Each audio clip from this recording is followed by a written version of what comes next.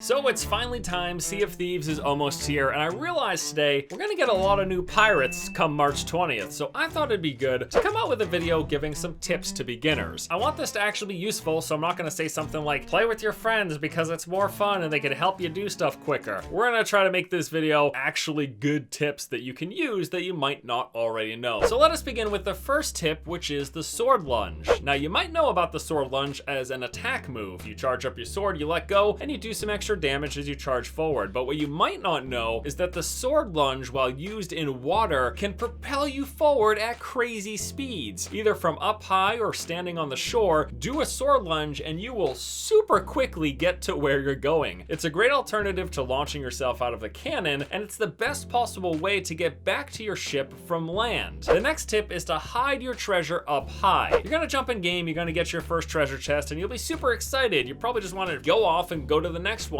but you should make sure you put it in a good position because a treasure chest on the deck or below deck is easily stolen by invading players. So take that chest and put it up in the crow's nest, or better yet, put it on top of the sails. This can be done to even greater effect by the galleon, as they can put it on the foresails by lining up the mid and foresail, walking across, putting the chest on that, and then realigning the sails, making it pretty much impossible for invaders to quickly get the chest. They have to readjust the sails, climb up and walk across multiple sails to pick up any chest that you have. The next thing you need to do is turn off your lights. Now, I know they look pretty, but the lights also make you super visible, especially at nighttime. So you should turn off all of the lights on your ship, even during the day, as yes, it does make you a little bit easier to spot. There's a flip side to this, and that is leave your lights on if you want to stay visible. Because you could argue, yeah, I want people to see me so we get in fights, but keep in mind, if people can spot you easier, that also means they can run away easier. So even if you are looking for fights, it's probably still best to shut off all your lights. I almost hate that this is a good tip because I like the way the lights look when they're on, but yeah, it's smarter to shut them off. My next tip is simply to use the explosives. The game's got gunpowder barrels, and they are super effective tools for combat. They deal substantial damage to players and will even knock them back a huge distance. And on top of that, they're great for sinking ships, either placing it below enemy decks and shooting it, or just dropping it into the water as a ship approaches. It's a great way to fill them with holes. I also want to give you a few sailing tips. You obviously know you lower the sails, it gets you moving, but that's just the basics. Adjusting the sails into the wind is going to move you at additional speed. You can catch the wind either by looking at the wind lines or the direction of the mast flag that's all the way at the top. Again, these are all things that most of you know, but what you might not know is that the height of the sail will drastically change your moving capabilities. The lower it is, the quicker you can move. You combine that with catching the wind and you'll be moving at maximum speed, but also the higher your sail, the faster you'll turn. So if you're looking to do some quick turns, actually raising the sail up can help you accomplish that a little bit faster. And speaking of quick turns, have you tried anchor drops? If you're moving at full speed and you drop down your anchor while turning the wheel, you're gonna do some crazy quick 180 turns, and this even works well on the massive galleon. The further you turn the wheel before the anchor drops, the harder you're gonna spin. It's great for repositioning if you're in a boat fight or spinning around to catch a ship that passed you, or if you just want to do some sick looking parking, it's a good option. You might have seen the mermaid, and what she does is teleports you back to your ship if it gets away from you. So this is great if you fall overboard or if your ship gets destroyed and you're still alive, the mermaid will bring you back to your ship. But you can also use this tactically to your advantage if you're ever getting chased. So if an enemy ship is ever giving you a hard time and you're really trying to turn in a treasure chest, just sail by an outpost and jump off with the chest. You go to the outpost, you turn it in, they might not even see you as they're still staring at your ship, and then go to a mermaid on the edge of the shore and he'll teleport you right back to your ship. It gives you a kind of sneaky alternative if you're in a ship fight but you don't want to lose your treasure, to still get the value of your treasure and just plop right back onto your ship. That's a good one. I feel a little bad about this next tip. It feels a little dirty, but I want to tell you about the puke bucket. Now you've got the bucket that you use for bailing water out of your boat, but if you happen to ever get too drunk and you're throwing up, puke into the bucket and then stow it away. This gives you an extra tool for combat because you can pull it back out and toss it in the face of a player, and it actually temporarily blinds them. Gonna give you a huge advantage in any fight. And the last tip for today is the snake trap. Now unfortunately the snake wasn't in the beta, so I really don't know exactly how this functions, but we have learned that snakes, when placed on your boat, will basically act as traps that can poison invaders. I'm assuming you're gonna put a snake in a crate and then just stick the crate somewhere, and if a player walks by it, they'll take poison damage. We didn't get a chance to actually test that in the beta, but it's gonna be there at launch. And that's pretty much it. Those are my 9 tips for beginners in Sea of Thieves. I'm just excited for the game to finally be out, and we'll stop guessing about how much content it's gonna be and whether or not people think it's worth it. I just had a lot of fun playing in the beta, and even if it comes out fairly bare bones, it's, I think, a great game. Just kind of goof off with friends. So I'm gonna be playing it a bunch. You should expect to see some videos here from me, some gameplay videos, some videos like this. But anyways, that's it for me today. 9 tips for beginners. Hopefully you guys enjoyed it. Thank you for watching. I'll see you next time.